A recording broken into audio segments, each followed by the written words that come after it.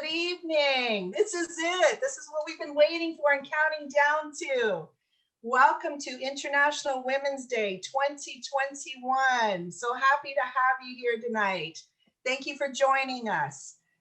Wow, what a year. Holy smokes, eh? We were talking about, for those of you I have not had the pleasure of meeting in person, my name is Christelle Maines, and I'm the Executive Director of Business Center Guelph, Wellington, and we are a proud partner of bringing International Women's Day to you. There's a lot of great organizations that stand behind that event, and we'll be sure to introduce them to you shortly. But I just want to welcome you and say hello, and what a difference a year makes. My goodness, we were all standing in the room last March 4th. I remember we were on stage and we had a great night, and then the world changed. So, but here we are. We're resilient, we're strong, we keep going. And I'm very proud to say again, this is our 9th anniversary. So super happy to be here. And, you know, we stuck to the challenge came, and you know, we decided, you know, we're going to go for it. We did the virtual event, and we're so happy to say that we have over 250 people joining us tonight. So thank you very much for spending your evening with us. Really, really glad to have you here. I'd also like to introduce my wonderful and talented co-host tonight, Diana Train. Hello, hello, and good evening. Welcome. Happy International Women's Day to everybody who's on this call with us. My name is Diana Train, and I am the co-chair of our International Women's Day Guelph Wellington Committee. This is my 4th International Women's Day, and I couldn't be happier to be back with you all. The other hat that I wear is I'm Facility Event Manager at Innovation Guelph. It is my pleasure to co-host this event with you, Christelle. Thank you for joining us tonight. You've done a fabulous job so far. We've been having fun, Diana. We always have fun together, though, don't we? It's just started. I love it. And you've got a little bit of housekeeping for us tonight, Diana? We have an exciting evening packed full of amazing videos, great words from our sponsors, and of course, a keynote speech delivered from the one and only Beirness. Just before we start, I'm going to go over just a couple Zoom housekeeping notes and the evening agenda. A recording of this event, firstly, a recording of this event is going to be played on our local Rogers channel. So if you're not comfortable being recorded, please turn off your video. Special thank you to Rogers for that wonderful opportunity. We are asking everybody to stay muted, oh my gosh, I'm so sorry. We are asking everybody to stay muted, turn on your video to speaker view. And if you find yourself in need to travel somewhere in your house tonight, it is always a good idea to leave that computer and not bring it with you. No. Sorry, go ahead. No washroom shots, right, Diana? Yeah, no washroom shots. No, thank you. The first half of our event, we are going to hear from our sponsors, see some great videos, and take a break before Kate hits the stage at 7 p.m. If you have any questions, we have 2 fabulous team support members, Adelaide and Mia, on this call. You will find them by scrolling through the attendees, and they are named IWDGW, Adelaide and Mia. Both Adelaide and Mia will be monitoring our chat and have been supporting our network sessions. Make sure to reach out to them if you have any questions. They are happy to assist. And ladies, we couldn't have done it without you. Thank you. Wonderful, thank you. And so thanks, Diana. And so as we start every event, I'd like to first of all start with our land acknowledgement. As we gather, we are reminded that Guelph is situated on treaty land that is steeped in rich Indigenous history and home to many First Nations, Inuit, and Métis people today. As a city, we have the responsibility for the stewardship of the land on which we live and we work. Today, we acknowledge the Mississaugas of the Credit First Nation of the Anishinaabe Bay peoples on whose traditional territory we are residing on. Thank you. Thank you. All right.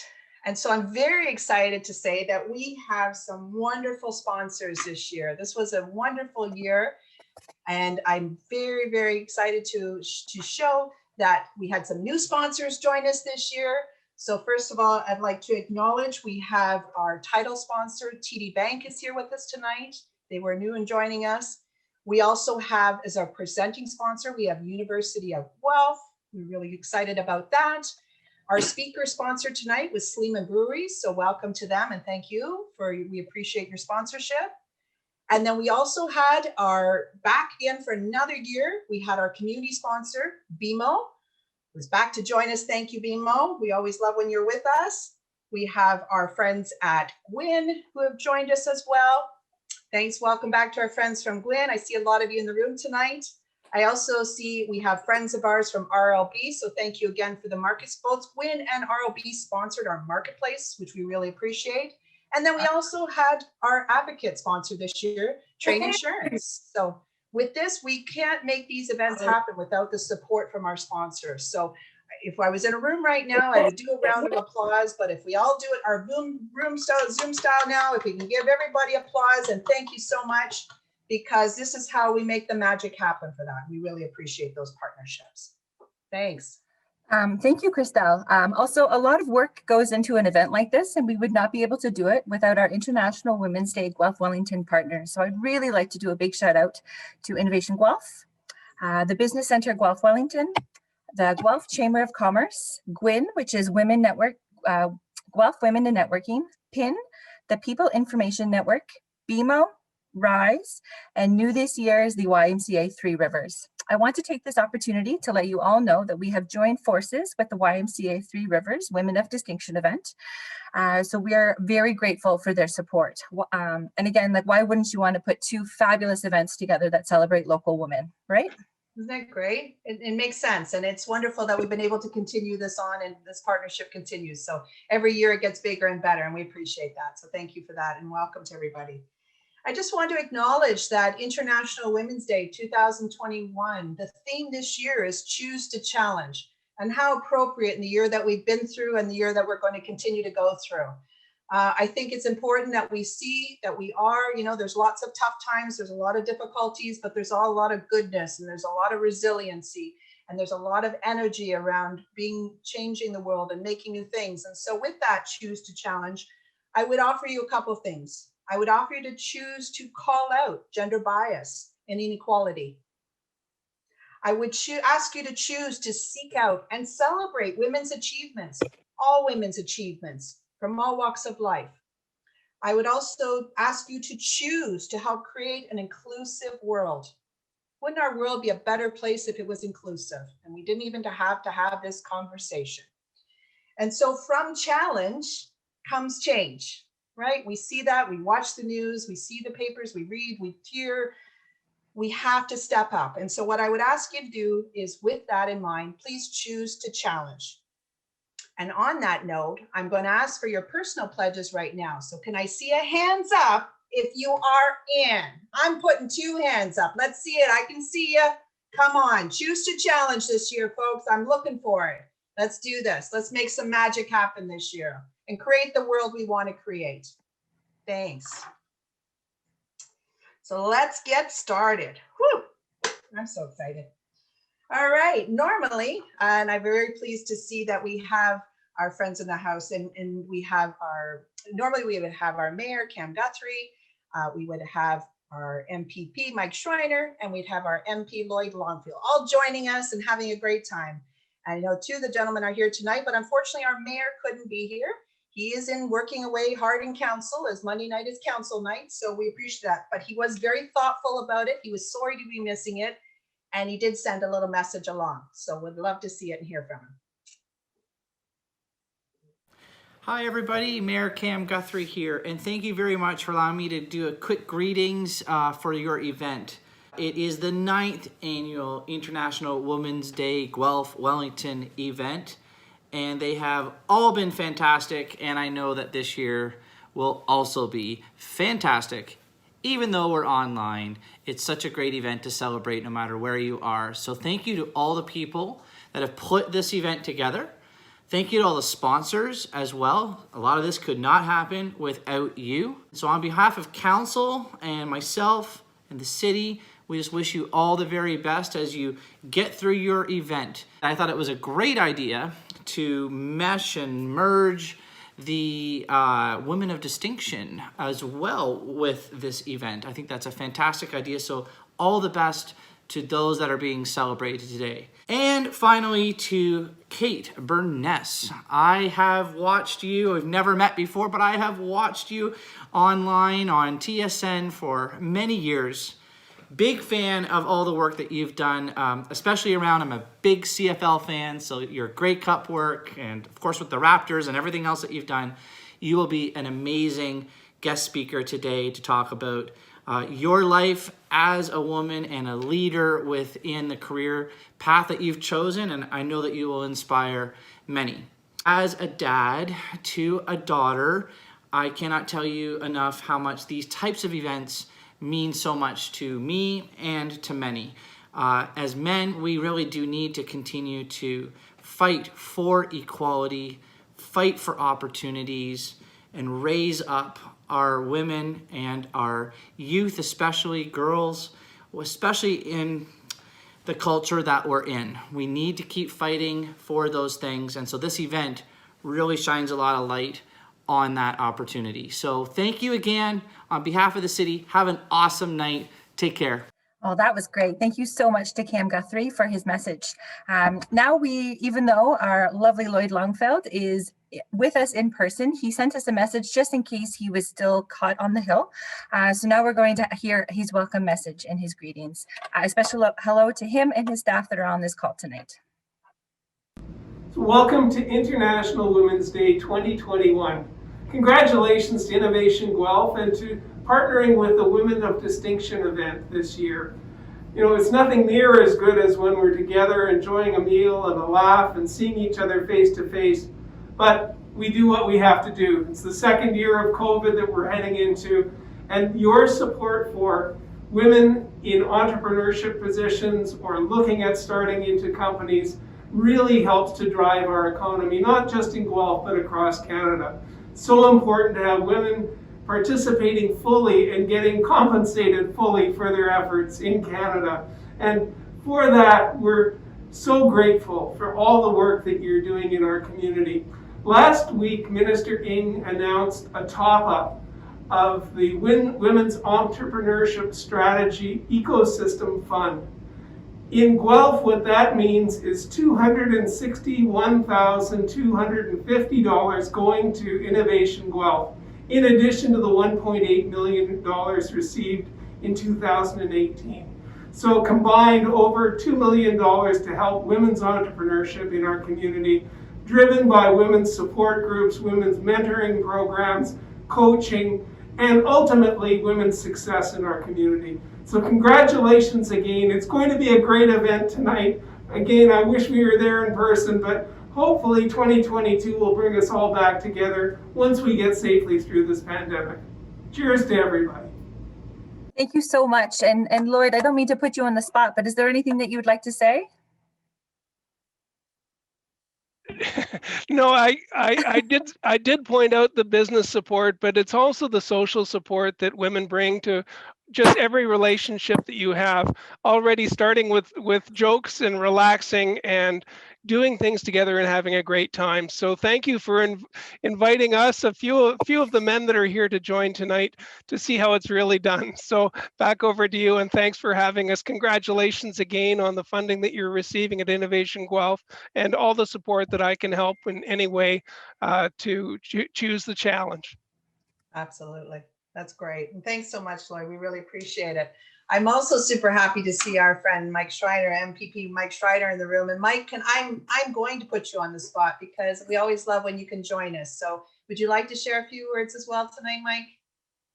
Yeah, Christelle, thank you so much. And both you and Diana have done a great job getting this virtual event started. And the energy in the virtual room is amazing. I was thinking, like, can we actually replicate that via Zoom? And you're doing an amazing job. And I just want to say happy International Women's Day to everyone. Congratulations to all the 2021 Women of Distinction. Once again, it just highlights all the wonderful, smart, strong women leaders in our community. And I want to say, when I gave my IWD speech at Queen's Park today, one of the things I really highlighted is, you know, this has been a she session in many respects. And I want it to be a she recovery. And there are so many amazing women business owners, entrepreneurs, nonprofit leaders, community leaders in our community. And I know, Christelle, you personally are helping many of them. And Anne, I know, is somewhere there, and Diana and the whole team at Innovation Guelph, just the fantastic work that you do to support women leaders and women entrepreneurs in our community is deeply, deeply appreciated and is more vital during this pandemic than ever. So thank you, thank you, thank you, and let's have fun tonight. Lovely. Thanks, Mike, so much. I appreciate it. And I want to say, yes, thank you so much to Lloyd and the federal government for topping up the fund. That was so important and so crucial. We thank you for the timing of that. I also want to say how lucky and blessed we are that we live in a community where our mayor, our MPP, our MP are all work together for the betterment of Guelph and Wellington County. So I'm really happy to live in this neighborhood. I'm very proud to be part of this community. I will confess, Guelph is not my hometown, but I consider it my hometown. And I'm very proud of this community and the way that we all work together to champion. So thank you again, gentlemen. And I appreciate you being here tonight and your teams as well. So thanks very much for that. All right, so now we're going to have some fun. First, it's time to hear from our title sponsor, our friends at TD here tonight. And I'm super happy to introduce you to Rose Underhill, who's going to talk to us and introduce us to our Women of Distinction that we are also celebrating this year. So please take it away, Rose. Good evening, everyone. My name is Rose Underhill, branch manager at TD at the Clare Road location, and a passionate community advocate. On behalf of TD, thank you for joining us today to celebrate International Women's Day and to recognize the accomplishments of this year's Women of Distinction. We would also like to acknowledge YMCA of Three Rivers for the important work they continue to do to support women and girls. YMCA provides a safe haven for those fleeing violence, a champion in helping secure housing, and an advocate for the advancement of women, while enhancing skills, developing confidence, and recognizing excellence in women. This last year has brought on unique challenges for women who are often caregivers to parents or children or both, balancing the need to provide support, leadership, security, and self-care for our loved ones, our friends, and neighbors, and for ourselves. I am happy to say I am proud to work for TD, an organization that promotes flexibility and has the initiatives in place to support our employees as they balance the responsibilities at work, at home, and in the community. As you know, the 2021 International Women's Day theme is Choose to Challenge. With so many choices being made for us through the pandemic, it is important to have women's perspective at the decision-making tables. At TD, we choose to challenge how we support those disproportionately affected by COVID-19. Today, we choose to celebrate the accomplishments of 6 impressive women who exemplify leadership and success in their careers and in generating a positive impact in the community. Congratulations and thank you to Cindy Moffett-Forsyth, Director for the Integrated Youth Services Network; Queen, Executive Director and Community Engagement and Coordinator for the Guelph Black Heritage; Charlotte Yates, Interim President and Vice Chancellor of University of Guelph; Dr. Anne-Marie Zadlik, Family Physician and Regional HIV Specialist; Victoria Harris, Student and Turning Point Award recipient; Genevieve Southerns, student and co-founder of the Guelph Box and this year's One to Watch recipient, a new award for youth who are creating impact in our community. Congratulations. I am thrilled now to introduce the upcoming video that will tell us more about our honorees. Happy International Women's Day.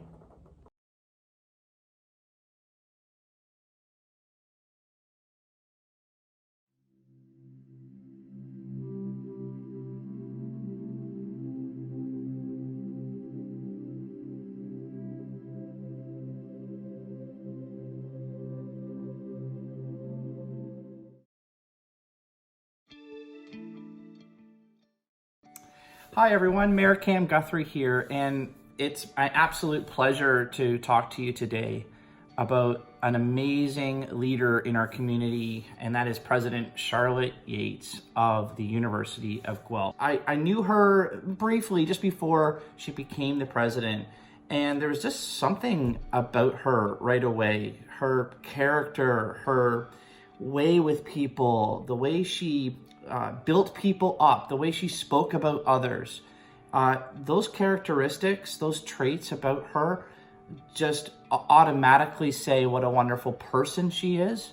And then when we talk about her leadership now as the president, she has been phenomenal throughout this entire issue of COVID over the last year. She's been decisive, she's been transparent, and I just can't thank her enough for actually the leadership that she has there at the university during this time. Hi, I'm Indira Naidu-Harris, the AVP of Diversity and Human Rights at the University of Guelph. I've had the great honor of working with Dr. Charlotte Yates to advance equity, diversity, and inclusion in our university community. And I want you to know that you couldn't have chosen a better person to recognize as a woman of distinction this year. And I can tell you that her efforts to support every member of the U of G community is unwavering, especially during these unprecedented times. Charlotte took the reins during one of the university's most turbulent moments in our history, a time when our institution was facing a pandemic, a time when the needs of our community for assistance, support, and guidance were at an incredibly demanding and challenging moment. And Charlotte doesn't disappoint. She stood tall, strong, and made the hard, courageous decisions necessary to take care of our U of G family. Charlotte has certainly seen a lot in her past 6 years at the University of Guelph, 5 as provost and now as president. But I don't think anyone in any capacity was prepared for what she had to deal with this year in this incredible pandemic. She led the university, Guelph's largest employer, through this pandemic with an open heart, a clear mind, and an open ear, listening to the advisors and what they had to say. Congratulations, Charlotte. No one is more deserving of a Woman of Distinction award than you.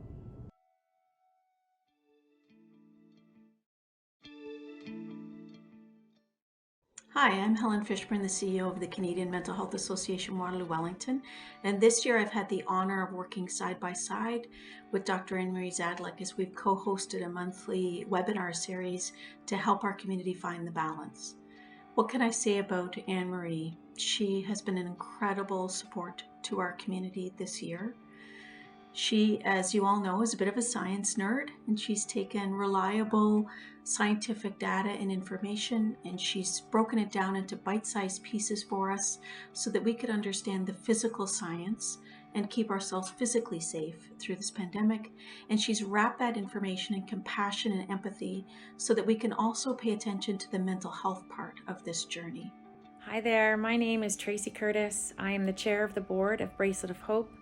Bracelet of Hope is a charity that Anne-Marie founded over 15 years ago. Feel very blessed to work with Anne-Marie. So we are working together with the board of directors on helping people in Lesotho, Africa that have been affected by the HIV/AIDS pandemic. So we have 6 foster homes, we have a mobile health unit, and doing wonderful work there.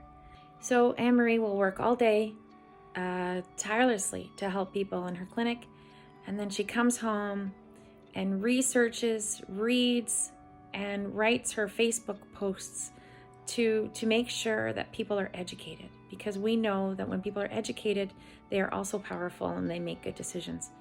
And that must be so hard for her. So we're so grateful because those posts are reaching thousands and thousands of people. And when you read through the comments, everyone is just so grateful that she takes the time to do so. So Anne-Marie making such a wonderful difference. So thank you for all of the work that you do, and don't stop. We need you. We're here to support you, and we're here working with you on this crazy journey, and we'll get through it. We'll get through it together. So congratulations on your Women of Distinction Award. We're very proud of you, and thank you for all you do.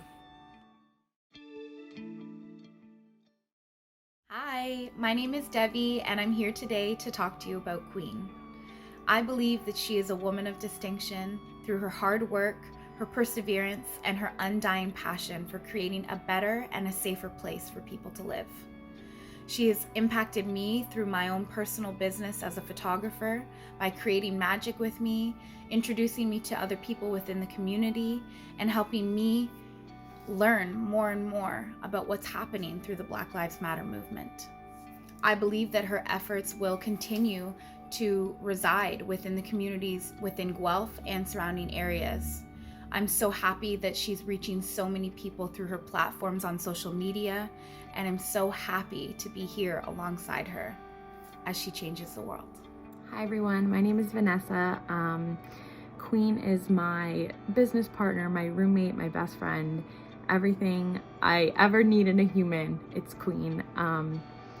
When I think of women of distinction, excellence, all of those things, the first person that comes to my mind immediately is Queen. She always says, like, I'm just trying to make a difference. She's always out there doing all those things, and I'm lucky enough to see the behind the scenes. We live in the same house, we do everything together.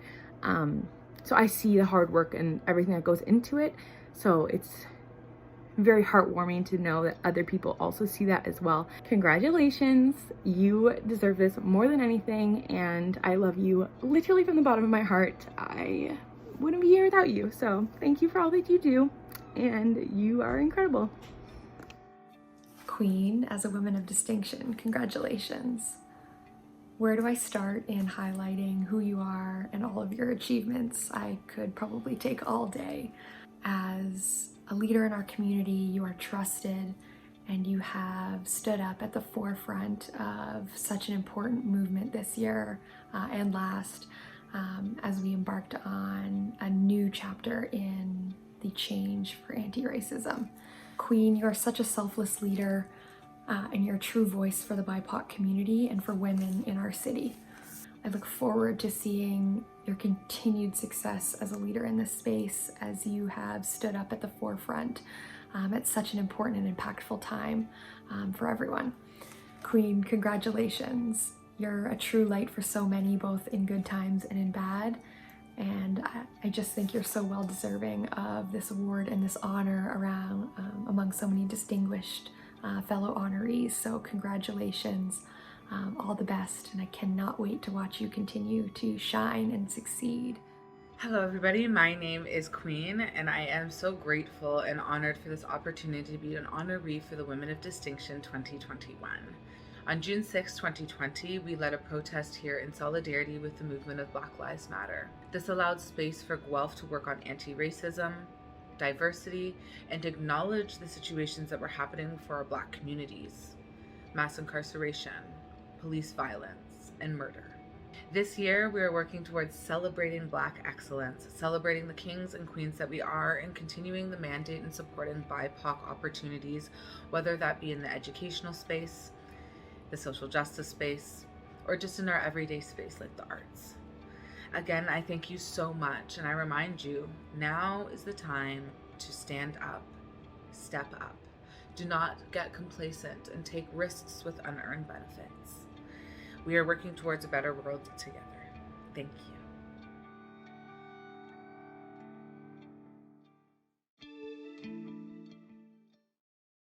Hi, I'm Helen Fishburne, CEO of the Canadian Mental Health Association Waterloo Wellington, and I've had the honor of working alongside Cindy Forsyth as we've been developing the Integrated Youth Services Network here. First and foremost, Cindy is a mother. She has channeled her frustration and pain of advocating for the needs of her family in a siloed system into a call to action. And she's invited many of us into that call to action, including the groups that she has been working with for years, with Guelph Rotary, the Y, Children's Foundation, as well as many of us as service providers. We are coming together to create a seamless model of care for youth so that they can access care and have better outcomes. That will result in 7 physical hub sites across our region, as well as realizing a $10 million capital campaign. We would not be here without the dogged determination and perseverance of Cindy Forsyth. Cindy Forsyth, congratulations, young lady. It's been an honor to work with you from day one as we sought to address youth mental health needs in the community and indeed in Wellington County. And you've taken the ball from that first breakfast meeting where we started it all to where we've gotten to now and where we will get to in the future. You've been the driving force. Your energy is limitless. Your ability to organize and delegate is off the charts, and we wouldn't be anywhere close to where we are. I'd really hate to think of where we might be without you driving the bus. So winning this award is well deserved, and I couldn't be happier and more thrilled. On behalf of Anita and I want to congratulate you, and indeed my larger family, the Rotary Club of Guelph, would also like to congratulate you. We're proud that you're one of our members, proud of the job you have done and are doing and will do. From the bottom of my heart, I just want to extend the most sincere of congratulations to an incredible woman, a fierce leader, and somebody we all look up to. Cindy, you're one in a million.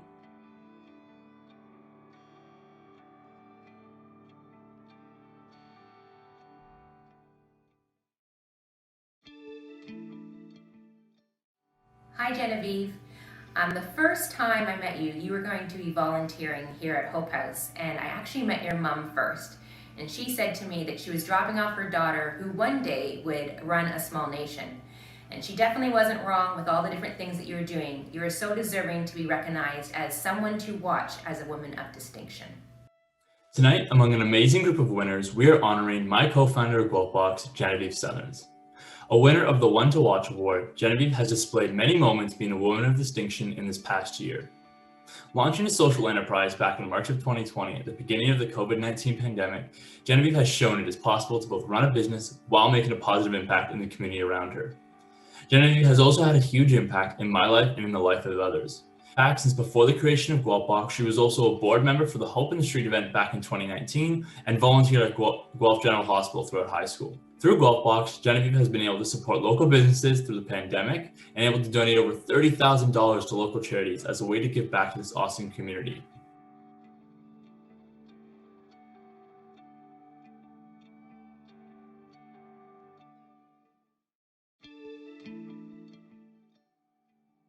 Victoria is this year's Turning Point Award winner because she deserves the recognition and support from the community. Victoria is an incredible human being and an even more incredible woman. She is an involved member of the TAPS program and TAPS community. She is always one to come to program even if she has been in school all day or can only come for a short amount of time. She is one of the strongest people I have ever had the pleasure of meeting. She has two incredible children who love her, and I couldn't be more proud of Victoria. Congratulations, Victoria, on winning this year's Turning Point Award. Hi, my name is Janet Harris. I'm the mother of Victoria Harris, the recipient of the 2021 Women of Distinction Turning Point Award. I'm so proud of how much Victoria has grown as a person since joining the TAPS program. As a participant in the program, Victoria has been introduced to a wide variety of community members and has had the opportunity to discuss new ideas and learn new skills. She's worked on her leadership skills by contributing to the direction of the TAPS program, representing the program at speaking and fundraising events, and providing encouragement and assistance to her peers. She has also been a full-time college student since graduating high school. The TAPS program has been a big part of Victoria's path, and I'm so happy that she has received this award in recognition of the progress she has made in her life so far. Victoria, I love you so much.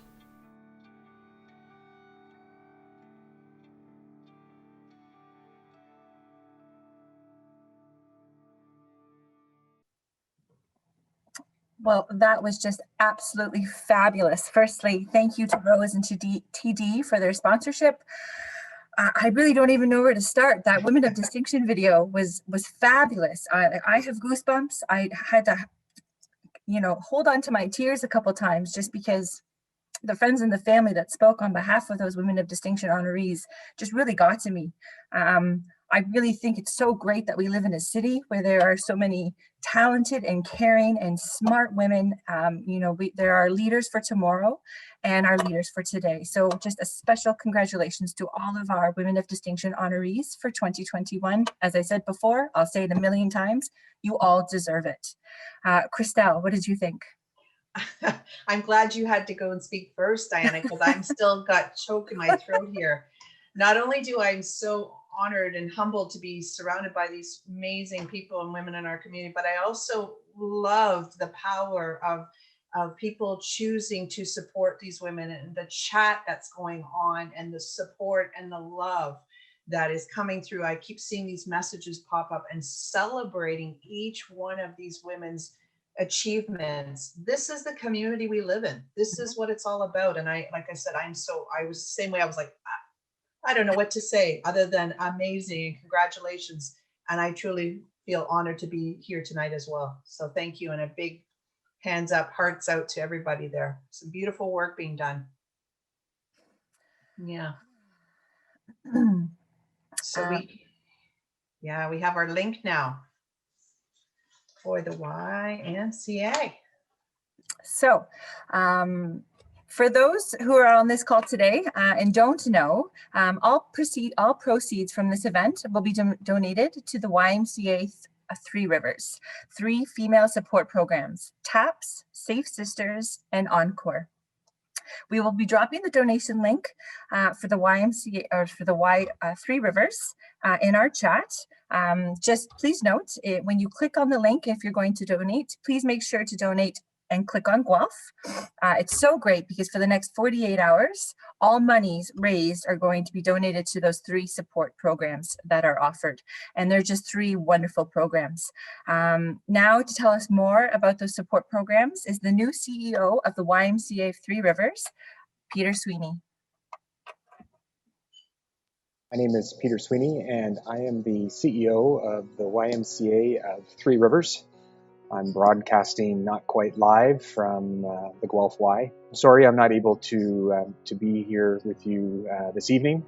I know I'm a new face to many of you in the Guelph community. The YMCA of Three Rivers is Canada's newest YMCA. We are the product of a merger of the Guelph Y, the Kitchener-Waterloo Y, the Cambridge Y, and the YMCA of Stratford. The Women of Distinction is a YWCA construct, and we spent a good chunk of time working with YW Canada to ensure that we still had the ability and commitment to offer YW programs specifically related to gender equity work, in celebrating women and girls in this community and how incredibly important that work is and how incredibly committed we are to continuing that work. And so this is part of that. Funds will go to 3 specific programs at the Guelph Y.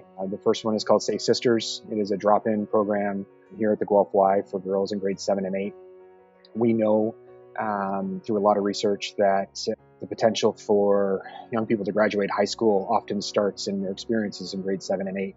And we want to make sure that young girls have a safe space. We also have the TAPS program, which is a teenage parents program, again here providing a safe space for pregnant and new teenage moms, to connect on an interpersonal level, but also to find the support that they need.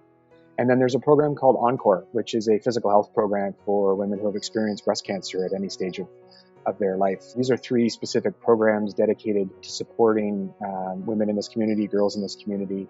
I have 2 daughters, and it's really important to me that they feel that they are growing up in a community and environment that there's no barriers, systemic barriers in respect to gender equity. And I recognize that my girls are very privileged to grow up in a safe space. So as the CEO of the YMCA of Three Rivers, I am committed, and we are committed to ongoing equity work, equity, diversity, and inclusion in general.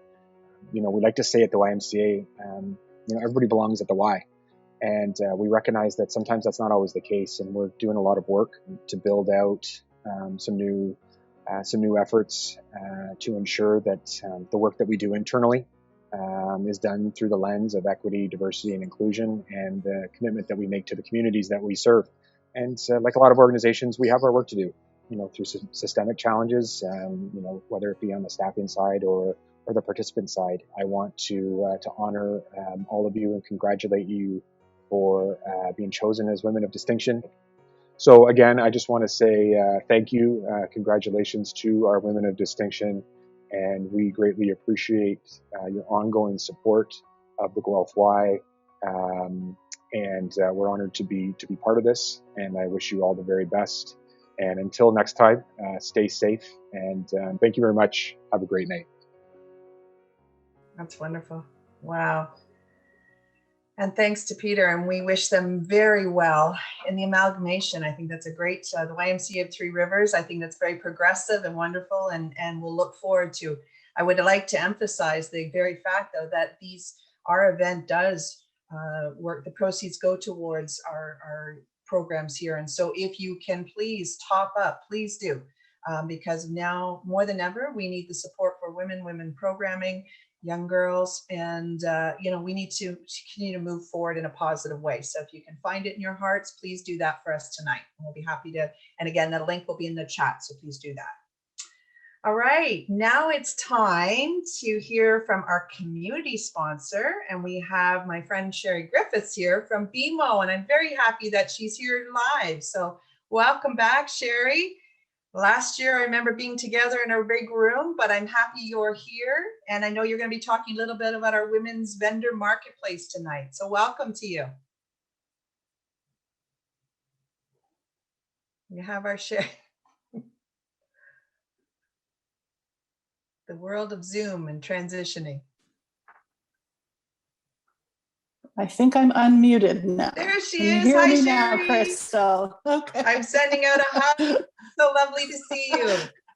Virtually hugs. I know fond memories of the event last year. We had a lot of fun, didn't we? Yeah. Certainly wish we could have been there live this year, but we have next year to look forward to. We absolutely do. It's going to be our 10th anniversary, Sherry. So thanks for joining us tonight. Absolutely. I'm honored to be here, certainly celebrating International Women's Day. And on behalf of my colleagues from BMO, both the strong women I get to work with and support, and the strong men that choose to challenge and be a part of what we do every day. BMO has always been committed to removing barriers to women, and our purpose is to boldly grow the good in business and life. And so I know today, International Women's Day for Guelph Wellington, they've had a strong commitment to women entrepreneurs, which sits really strongly with me. And so I'm really honored to announce that this year's Women's Marketplace is virtual, and so it's completely online, which is exciting.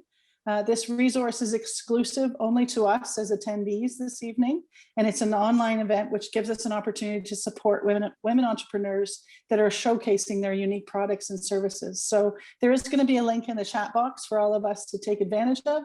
It'll be there multiple times through the night, so let's make sure we do that and support.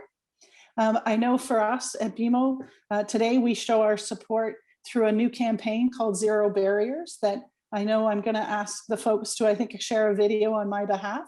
But I just want folks to know that this work is really inspired by women business owners that are from the BIPOC community and who have really persevered and found success despite barriers that the rest of us will never face and really don't understand. So I hope you enjoy the video, and I hope everyone really enjoys the online marketplace this year. Thank you.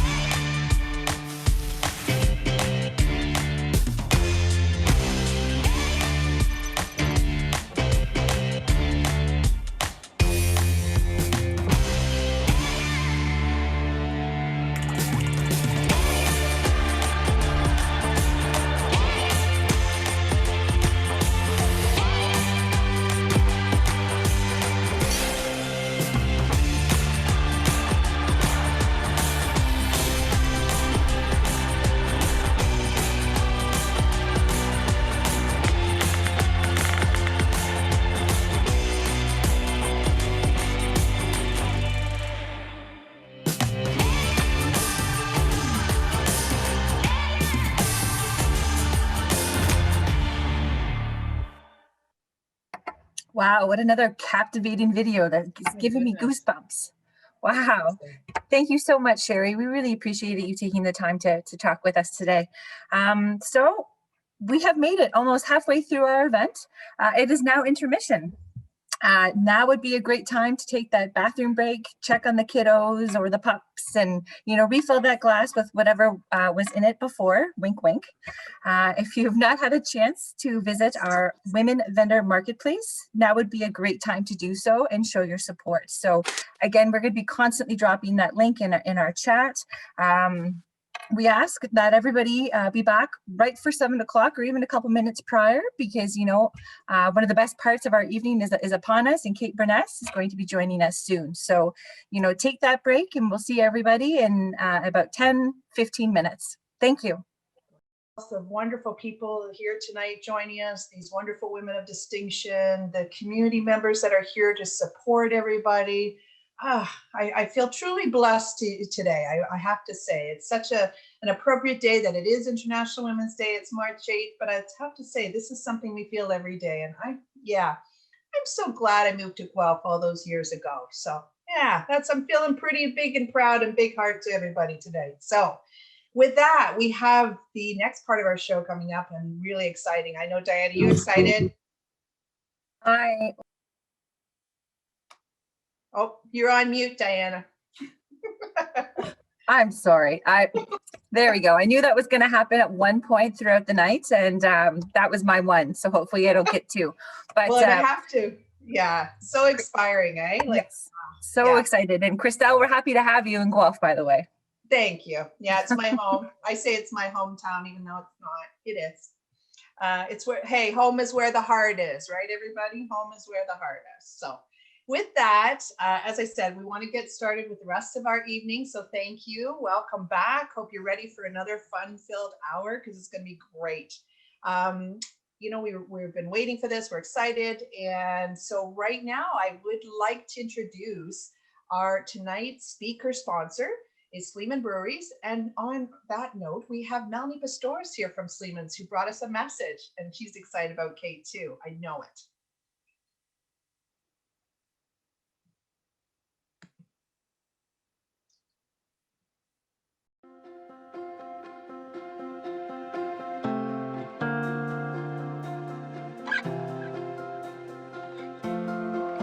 Hi, my name is Melanie Pastorius.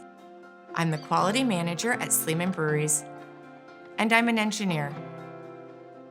Today, on International Women's Day, all our Sleeman employees are celebrating the achievements of women across our organization, but this year, we've taken it one step further. This year, we're asking employees to choose to challenge. Many of you, I'm sure, have heard about this initiative from this year's International Women's Day campaign theme. We're asking everyone on a national scale at our company to call out gender bias and inequality and seek out and celebrate women's achievements. We hope to turn this important day into a day of action and a day of commitment towards achieving a more inclusive workplace.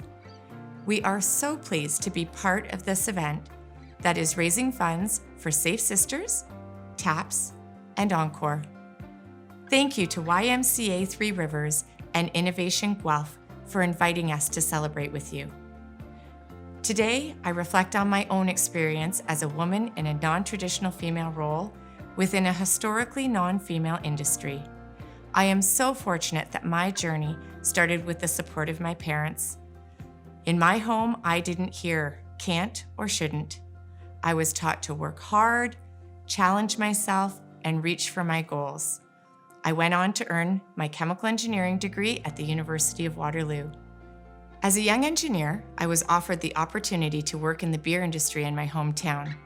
When I started at Sleeman Breweries 20 years ago, women were underrepresented in the beer industry as a whole. I recall taking a 2-week brewing course in 2002 and being one of only 3 women in a class of 50.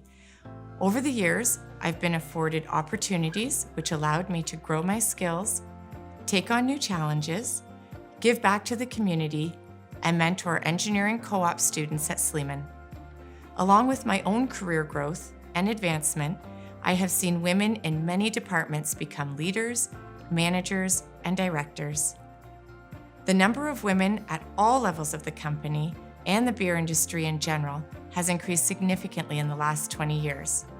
It's exciting to have been part of that evolution, and I'm optimistic for what comes next. Looking to the future, I'm hopeful for my daughter and other young women that they have the confidence to challenge boundaries and continue to push the bar of possibilities. Young women need a safe place of guidance and encouragement to reach their full potential, whether that comes from their home, school, workplace, or community.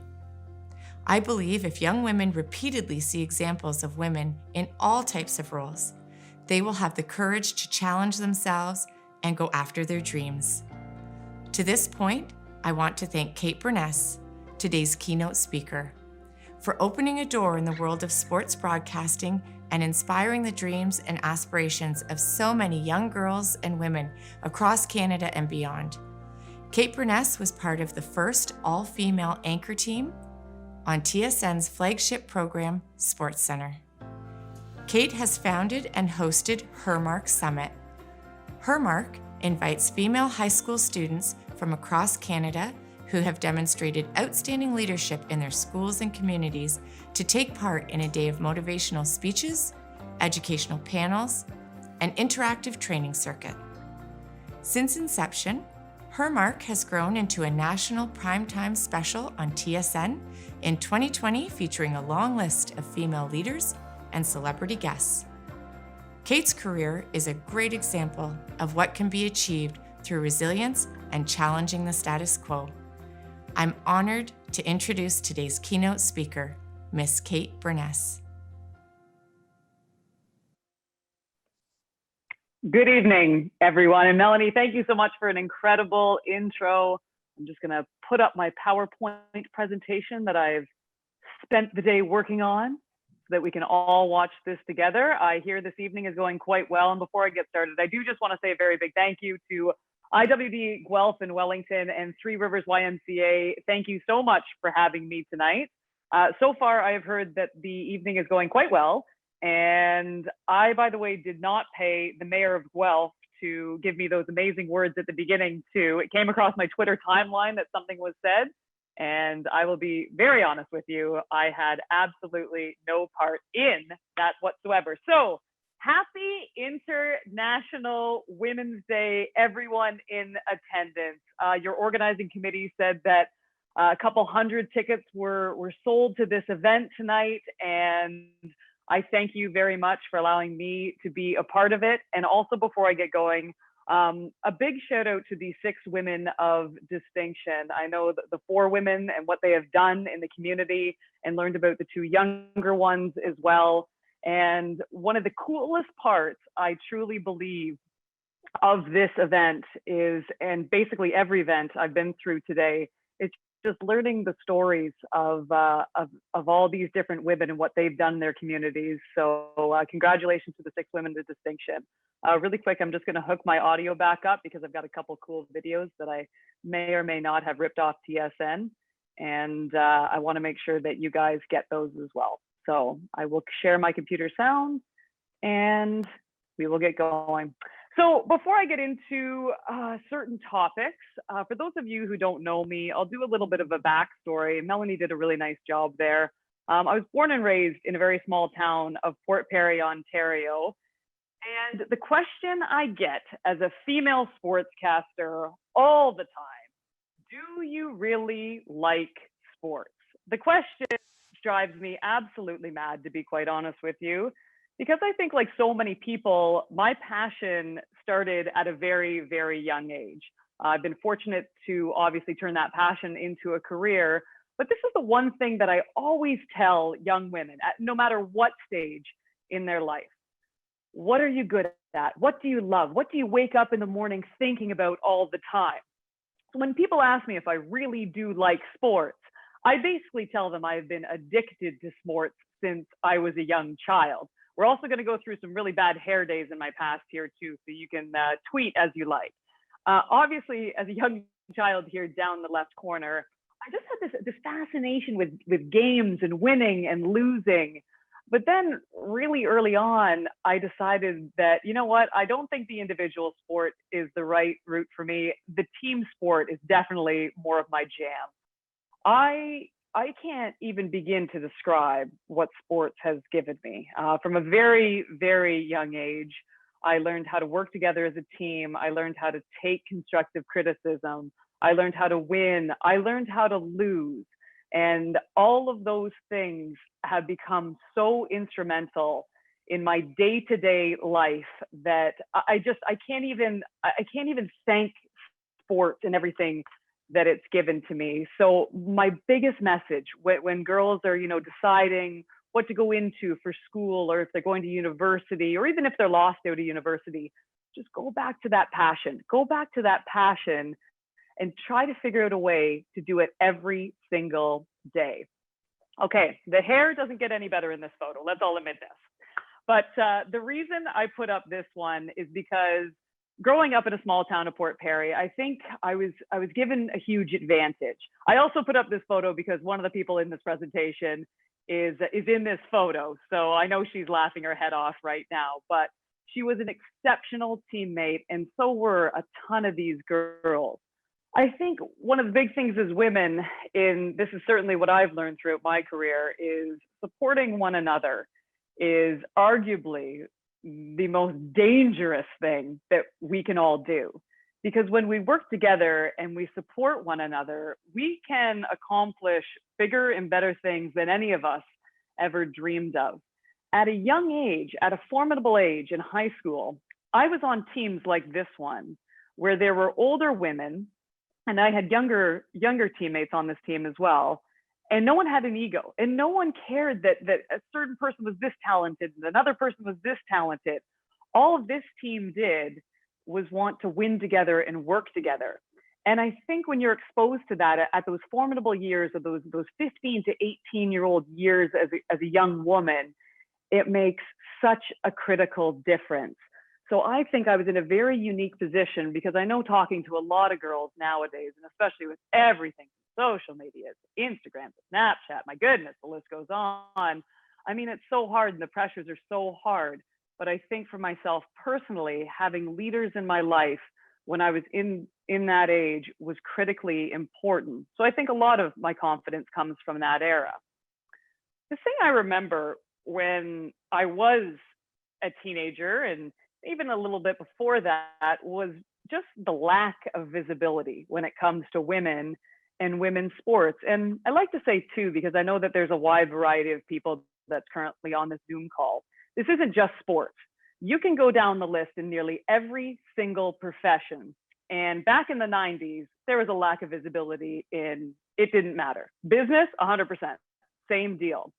This is the example I give all the time, because I have a few friends that played on a lot of those teams back in the 90s for Team Canada, for the women's hockey team. And this is an example of 1990. It was the first ever Women's World Hockey Championship, and they had pink jerseys on, if you can imagine it. So these two women are wearing pink jerseys playing for Team Canada, which is classic red and white. We've all seen the jerseys. To make matters worse, they also included a flamingo driving a Zamboni. Now, why was all of this done? It was to attract men to watch women's hockey. To this day, this story blows my mind. And I use it as an example because we are now in 2021. And if any of you are following currently the situation of women's hockey and what Jana Hefford and her team is attempting to accomplish, getting a viable women's professional sports league going, we just a couple weeks ago had a major sponsor in Adidas put together jerseys. So this has taken 21 years to get these women to a level where we are like buying and selling jerseys.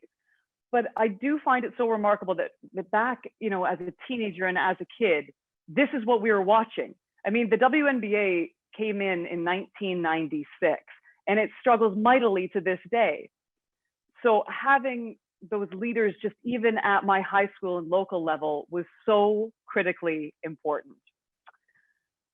So, Okay, again, my hair, I know we can all talk about it later in the Q&A, but I am to the right there in one of my earliest reporting days that God bless my mother for saving all these photos because she found this. And I put up this photo for a number of reasons. Another question I get consistently is, I mean, how tough is it as a woman in a male-dominated industry? And I never used to really think about any of this stuff until I got older and until I saw some of the next generation struggling with certain things. And I did remember certain specifics. I was 22 years old in this photo to the right here. And I remember going as an intern, actually at the time with Sportsnet, our competition, and being denied access into the Toronto Argos locker room. So I went in with the reporter that I was there with, Barry Davis, and the room literally panicked. You've never seen anything like it. I go inside this locker room and guys are like, trust me, I did not want to be there either. I did not want to see what I saw. And they go in, they're throwing towels around and they were just yelling, woman, woman, woman. And I'm thinking, who? Like, I'm like looking around, like, what, who are they talking about? And I'm like, oh my God, they're talking about me. And then they're like, get out, get out, get out. And I legitimately was not allowed in there. And I thought to myself, but how in God's name will I ever do my job if I can't go get my interview? That makes no sense to me. So that's amazing that that was just 15 years ago that I couldn't even step foot into a CFL locker room. I'm going to come back to that point in a little bit in this presentation. But before I do, I do want to take a minute because I think this is important, especially on International Women's Day, to recognize women who came before us. So in this country in particular, I mean, we have a ton, I think, of female, wonderful, amazingly talented commentators currently on air. But back in the 90s, I mean, you can maybe think of a handful in this country. Catherine Humphreys comes to mind for me. But in the States, it was this woman to the left. And for those of you who don't know her, her name is Doris Burke. And Doris Burke is one of the most exceptional female leaders I've ever met in my entire life. And I know you shouldn't idolize people. It's funny because I don't idolize athletes. I interviewed LeBron James, I was fine. I interviewed Doris Burke and I was shaking like a baby. Like, it was that special to me. Doris Burke played college basketball at Providence, and she has a basketball mind unlike anyone I've ever met. Any male, female, you name it, out the window. She was hired by MSG TV, which is the television station for the New York Knicks, back in the 90s as a color commentator. So you have your play-by-play, and then you have the person who chips in all the time, the Jack Armstrongs, the Leo Routenses of the world. And in the 90s, the stuff that this woman was told, and you imagine it in arena too, was nearly unbearable. The things that she told me, I will not repeat because there might be some children on this Zoom, but I just think to myself, this woman endured years of this, being told she should not be in this role for at least 10 years. And now she is a color commentator for ESPN, and she is the first woman to be a color commentator for a national network. And she has the respect of nearly everyone in our industry. She told me we were doing an interview together, and I don't know if any of you remember this if you do watch Raptor games. Drake came in the arena with a sweatshirt of Doris on her. And I'm going to get into this a little later on too, but taking strong men to bring up strong women. And Doris said, what Drake did for me in that one game by wearing that sweatshirt, by telling our generation, the next generation, that, you know, I'm cool enough to be here to fit in. I mean, she can't thank him enough. So it takes moments like that to kind of send her to the next level. But I tell you this woman, the reason I am doing my job is because of women like Doris Burke. Now, I don't just want to talk about Doris, who's obviously a wonderful American friend, but I think in this country, we sometimes don't give credit to the women that are currently leading the way. And by the way, I'm not just putting up these photos. I look at these photos and I think I'm just having this big brag fest up here on Zoom by myself, talking by myself. But my job's really cool that I get to be inspired by all these amazing Canadian athletes and leaders. So I'm going to start with the far right. And that, of course, is the one and only Christine Sinclair. And I love talking about Sink because she's very different than any other Canadian female athlete that I've ever met. She is the best football player in our country. That is male, female, it doesn't matter. She holds the international record of goals scored by males or females. She is a silent leader. She 100% leads by her play. And it's funny, we were doing this interview that you're seeing us in here right before the 2019 World Cup. And Sink hates talking about herself. She loves talking about her team. But the most I saw her light up in that entire interview is when she thought about the possibility of bringing a World Cup trophy and or medal, even if they placed, back to Canada and allowing young women in this country to see that she could accomplish that and her teammates could accomplish that. And it's funny, she hasn't posted on social media in so long. If you go check out her Instagram today, the first time she's posted in, I'd say, at least a year, was about the next generation and her teammates. Remarkable human being. The one in the middle, of course, we all know is Tessa Virtue. And I have never in my life met someone who gives so much time and energy to meeting every single young girl she possibly can. I wrote this quote out because I love this one, and she says it, and she said it in an interview, so I'm ripping her off. So if she's on this Zoom, then I'll pay her later, it's fine. She said, dream big and think big. When you find something that you're passionate about, fearlessly pursue it. Seeing young women come up to Tessa Virtue is one of the coolest things you will ever see in your entire life. And again, I mean, we're talking about the greatest, with Scott Moyer, the greatest ice dancers ever in Olympic history. And finally, the one and only Kia Nurse, who I tell I'm going to be playing on her WNBA team one day. I mean, she's now with TSN. So that was the deal. I get to go play with her with Phoenix now. And what always blows my mind about Kia is obviously she's incredibly talented. She's got this amazing family and she's so grounded, is what she did at a young age. I mean, I feel like I'm just figuring a lot of this out about mentoring the next generation in my late 30s. Kia was 22 years old and she started this Kia Nurse Elite, which is part of an AAU basketball program. And again, in Canada, if we think it's hard as women to get visibility, Canadian women, it's harder to get visibility. Minorities, it's even harder. Again, we'll get to that in a moment. But what Kia did is she established this AAU where the top basketball players in our country could then be seen properly by the United States at 22 years old. So I had to give just a little bit of love to some of our Canadian leaders before moving on to making space and giving opportunity. You know, I talk about diversity and equal opportunity a lot when it comes to women. And I think like a lot of us, we've learned so much more over this past year than we were even quite possibly aware of. You know, this is myself and Natasha Stanishevsky, and I know it was mentioned in the intro as well, but we became the first ever female sports anchor team in our country. And it took leaders at the top to recognize that this was a glaring gap and then to put the two of us together. To be quite honest with you, back in 2015, when this all happened, I didn't really think much of it because I'd kind of gone through my career of, you know, we hire the best at TSN. You're not going to go on TV unless you don't know sports. But this one particularly hit me when I started going out and doing more events, and I was at a Grey Cup, and a dad came up to me and he said, you know, yourself and Natasha, we've never seen two female broadcasters before. And a little bit of the media had picked up on it too. And Natasha and I are like, oh yeah, I guess we are kind of like breaking some ground here. And then the dad said, I have two daughters, and they said to each other, hey, look, maybe we could do that together one day. And I thought to myself, oh my God, I'm like, I think this might actually make some impact in our country. I never as a kid ever saw two females broadcasting sports together. So it took leadership at the top, though, to recognize there was just this absolute glaring hole and that we needed to do something about it. That was a wonderful time in my life with Stanishevsky. We unfortunately don't work together anymore. But that opportunity for 3 years, I still go on, every time I go to an event, not this year, obviously, but I still get asked about this one.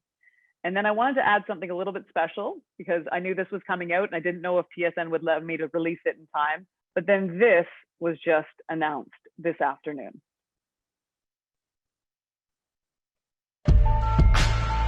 What I'm hoping a young woman watching this broadcast can see is that she can do whatever she wants to do. While we've come so far from where we once were, there is still work to be done. And an all-women's broadcast is a great step in showing we belong in all roles on a broadcast team. We have a unique opportunity as women to occupy a space that is typically dominated by males. This serves as a reminder that collectively we as women are continuing to push the needle. Representation matters, and I'm so grateful and honored to be among these women doing something that has not been done before. We have a job to do and a high standard to meet. And for that specific group of little girls and young women who may want to do this one day, I hope their dreams are ignited as a possible reality. Women have been doing it. Women are doing it.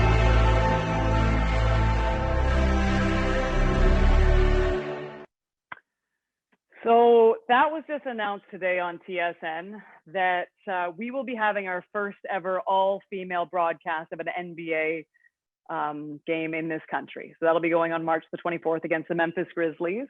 And what I was thinking, I can see some virtual claps and I so appreciate that. But I think too, and you know, I'm going to be honest with all of you, I'm a little bit torn about it because I also can't wait for the day where 5 women just broadcast a basketball game and we don't need to make a big deal of this. I mean, all of us are completely capable of doing this. We have all done it before. So I can't wait. And I really do truly hope for the next generation of female broadcasters that we never have all this media attention around it, because it does not need to be this way. I remember watching the Super Bowl this year, and Samantha Ponder was hosting, and she said the same thing about the female referee who was doing the Super Bowl. She's like, I can't wait for the day where we don't need to do a feature on her because it's just absolutely second nature that a woman that deserves to be in this position is actually in this position. Again, I love talking about this though, because it takes leaders. And a lot of this time, it takes male leaders and male strong leaders to understand that you need to give equal opportunity. And that's not now just for women. It is, you know, women of color, if you look at their opportunities compared to white women opportunities, I mean, it's still polarizingly different. We need to be better at all of this. So this I actually normally talk about much more in my presentations, but because this is International Women's Day, I got to speak a lot more about the women's side of things. But this, of course, are some of my favorites. I don't want to pick favorites of the Toronto Raptors. My Toronto Raptors, they're not mine, trust me. And I've had the pleasure of covering this team now for the past 5 years. Been through some highs, some lows, probably the most epic experience of my entire life. But speaking of men and strong men, giving women opportunity is the epitome of the Toronto Raptors. And I'll tell you this, I know they're pro athletes and I know a lot of people idolize them and admire them. But the one thing I will tell you about this team and about this organization is they give equal opportunity everywhere I see with women. Right at the top of their VP, Teresa Resch, right down to Brittany Donaldson, one of their assistant coaches. And that starts with Masai Ujiri and what he's done. And all these players, and now working with these guys, obviously not JB anymore, he's with the Memphis Grizzlies, but with all these other guys, the amount of respect that these players give us back is, it's just, to myself, I never take it for granted, let's say that. I want to go back to that story I told you about when I was 22 years old and not allowed in the Argonauts locker room. And, you know, the whole team like freaking out that I was in there, because this plays into my next slide. You know, 12 years later, I went from not being in a locker room to this moment. Can you describe your journey from the G League to the bench last year to an impactful starter? I mean, it has been the most incredible run. How do you even put it into words?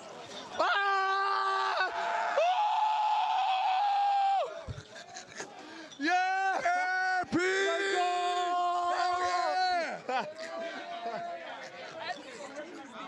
Oh my God. No, I'm good. Let's go. I mean, it means everything, man. It means everything, baby. We NBA champs, man. The journey, the ups and downs. My man P. Skill was going to work this year. Most improved player, baby. Put that time in, baby. Let's go. Can you? So you know what? I love showing that video. Obviously, I would relive that moment the rest of my life 100 times over if I could, and I sometimes do. But I do remember driving back. At that moment, we were at Oracle Arena in Oakland, California, and driving back to my hotel in San Francisco and thinking to myself, it was, just over 10 years ago that I couldn't even go into a locker room. And I just celebrated the first NBA title in Canada in their locker room. I go, I love the strides that we've made. There's still a long way to go, don't get me wrong, but just knowing how much progress we had made in 10 years truly did make me happy. Very quickly, for all the ladies, I know there's some men in here as well, but for all the ladies, I did an interview. I slept 2 hours that night. I literally slept in my hair, makeup, you name it, like my extensions, everything. And I had eyelashes on the next morning and they still had champagne in them.